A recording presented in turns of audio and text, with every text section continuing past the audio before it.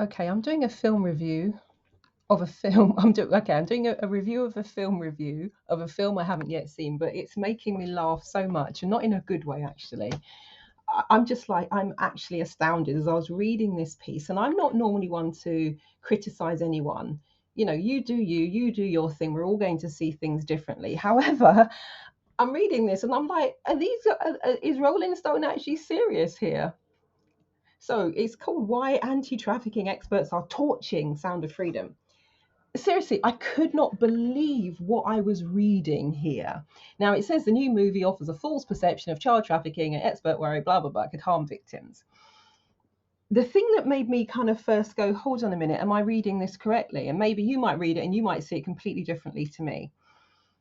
But one of the things that it was saying, it's criticizing the film for focusing on the trafficking of children, and they bring in an expert who then says, oh, but 60% of those who are trafficked are teenagers, like 15, 16 years old. It then criticizes the film for uh, showing a particular way that children are potentially abducted and moved into trafficking, whilst not showing all of the other ways that a child could be trafficked. So, what that sounds like to me is they're saying that this one film, now I have not yet seen the film because it's not showing yet in the United Kingdom. I really hope that Angel Films will bring it here. Um, but what they're basically saying is one film, and it's either probably going to be the standard 90 or 120 minutes because that's what a film normally is, but it could be a little bit longer, a little bit shorter. But in let's just say in that 2 hour window, are we really expecting one film to cover the entire child trafficking industry? Because it is an industry. People are bought and sold. And are we really expecting that one movie will show every single facet of how this can happen? And also, now, for those of you who have seen the film, this is where you're going to have to tell me, did the film say that it was covering the entire range of child trafficking, or have they decided to focus on children? Now, if they've decided they're going to focus on children rather than covering every single age group, it's a little bit like, watching a film about, I don't know, dolphins, let's say, and talking about the plight of dolphins, and then somebody coming in and saying, well, you talked about the spinner dolphin, but you didn't talk about the Amazon River dolphin, and you missed out the short beaked dolphin, and you missed out the short fin dolphin, and you missed out Hector's dolphin, and you missed out the husky dolphin, and you missed out the melon headed dolphin, and and anybody in their right mind will go, hold on a minute. It was just one film, one documentary. How can you expect them to cover the entire range? That's what they're saying here, is that the film is being critical. One of the reasons it's being criticized that it didn't cover everything, doesn't cover every age group, didn't cover everything that should have been gone on. Then it also said, and this bit just made me laugh, they talked about the actor playing a fictionalized version, because it is based on a true story. It's the work of one man, and how he used to work for the government, then he went independent, Tim Ballard. And it's saying that the actor playing it, Jim, is playing a fictionalized version of the real. So here we go. So here we are. Caviezel, so Jim Caviezel is the actor. So it says Caviezel plays a fictionalized version of Tim Ballard, which has been accused of embellishing some of its more extreme claims, which they have denied. But even if they did, this is a movie. I've watched movies that are, pulled out of thin air, and I've watched movies that are based on a true stories, and I've watched movies that are like autobiographies, semi, you know. At no point, unless they did something really gross, at no point us, the view, me, let me talk for myself, can't speak for any of you. Have I, the viewer, been under any illusion that they are going to change things and use a bit of creative license? Let's just say there was a scene where someone was spinning yarn in a barn. Oh, it's a bit poetic. Would we really want to watch 20 hours worth of footage of somebody spinning yarn in a barn? Or would we rather they shorten that down, maybe add something to make it a little bit more exciting, and we get to the next scene because it's only 120 minutes or 90 minutes? I actually don't see that there's an issue in Hollywood, of all places, where it is all about sensationalizing things. I can't even believe that that would be an issue in terms of basing it on someone, but having to use a bit of creative license to make it palatable for the audience. Now, the bit where I thought, okay, they've totally lost the plot, is they were saying, oh my gosh, they were saying that they didn't show like the grim reality. Seriously, I mean, go and have a look at this for yourself. It's rollingstone.com/culture/culture-news /sound-of-freedom-child-trafficking-experts, and then 1 2 3 4 7 8 6 3 5 2. What, read this for yourself and tell me how it reads to you. There's somebody now saying, oh, I've been in four different text groups about this damn movie. This is someone, Erin, who's worked in this field for 15 years. And he says, Sound of Freedom is grounded in this sensational perspective of what child trafficking would be, rather than reflecting its grim reality. I'm guessing, now I'm not a betting person. I don't drink, I don't smoke, I don't gamble. So I'm not going to bet you any money, but I'm going to guess. I'm going to guess that if this film showed us the grim reality of child trafficking and was graphic, I'm guessing I would be reading a review here that would be complaining that the film was graphic and upsetting to viewers and should have been rated 20xxxxx, because it's now going to keep people up for the next 6 months or 6 years. So, you know, and I watched a couple of interviews with Tim and Jim, and they were saying, well, Tim was talking about the fact that PTSD, and talking about, therapy and mind and that sort of thing, and that it did really, it messed with his head in many respects in terms of the real darkness that he was seeing, and how they've lodged in his brain, affected his life. So would the viewer be honest? I know there are some people who would, because everybody likes a different kind of thing. But generally speaking, for a general release movie, would you really want a film that traumatizes you in that way and puts you in a position where you're suffering from PTSD, post-traumatic stress disorder? Sorry for those who are not in this field. I don't think so. It's like, we're talking about Hollywood here. We're talking about the movies. So, and it says, altering some of Ballard's biographical details, and that the film took creative liberties in depicting the different methods of child trafficking. It's a freaking movie. Of course it used creative license. Oh my God. I mean, seriously, I'm reading this and I'm thinking, look, this is written as though Hollywood and movies are a new phenomenon and a new idea. And that even when something is based on real life, there are going to be some changes to it, sometimes for legal reasons, sometimes for the benefit of the viewer, and sometimes because it will make for a better story. But they're acting alike this has never happened before in the movies, and that Hollywood would take creative liberties with something. What? And I can't even.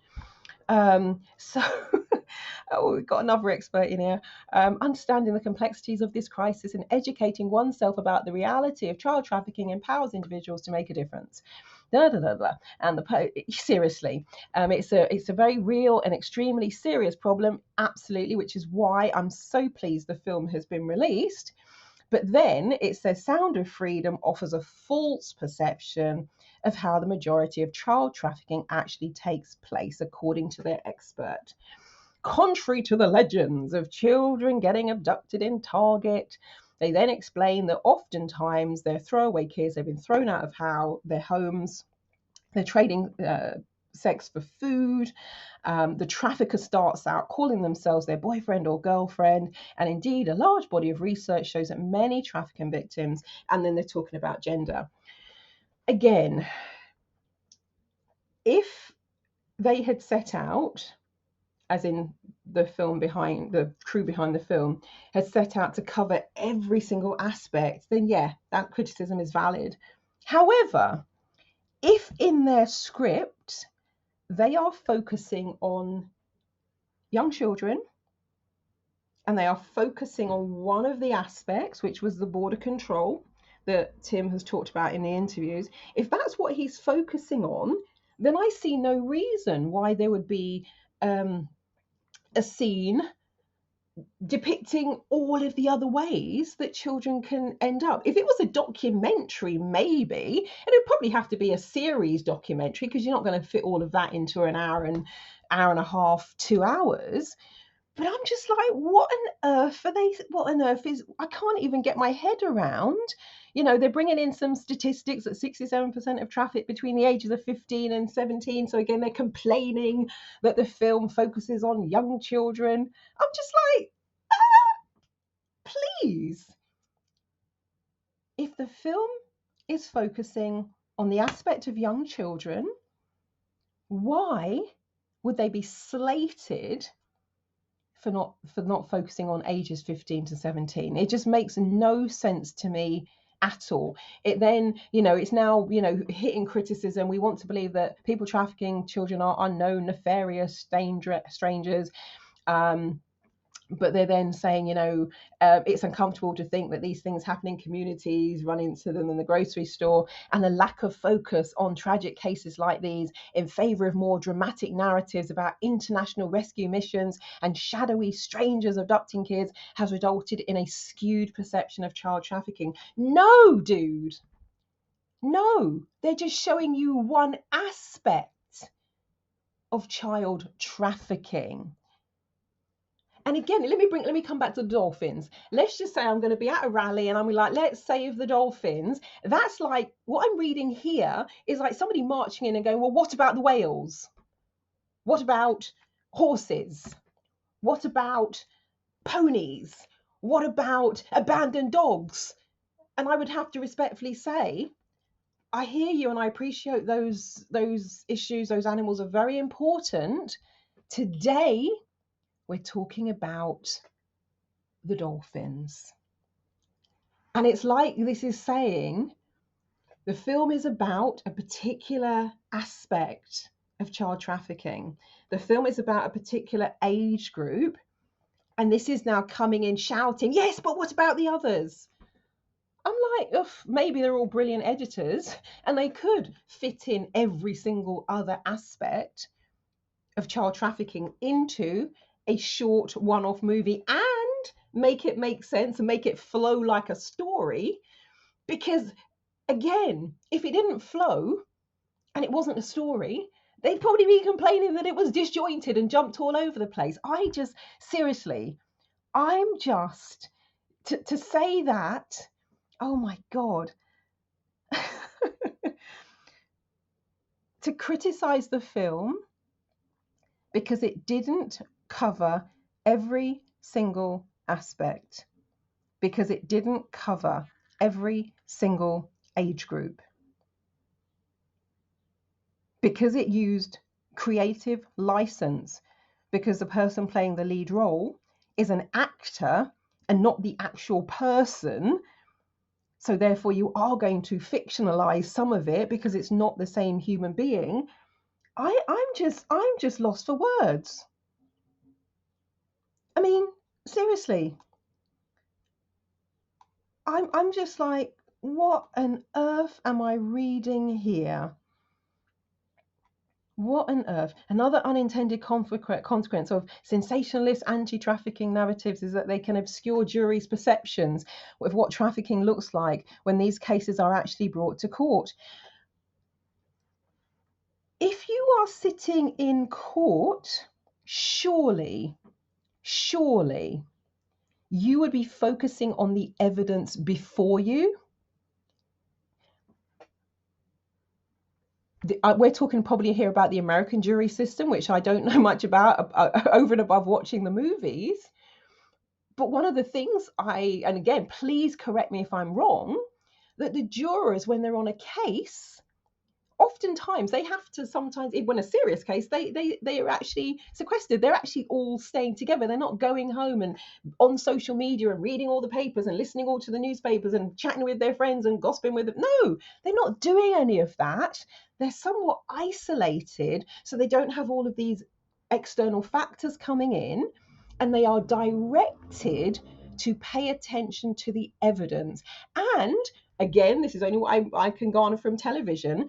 If one of the parties tries to bring into evidence something on one that hasn't been agreed, or it's a bit of a sideswipe, or it brings in something that is not relevant to the case, the jury will be instructed to disregard it.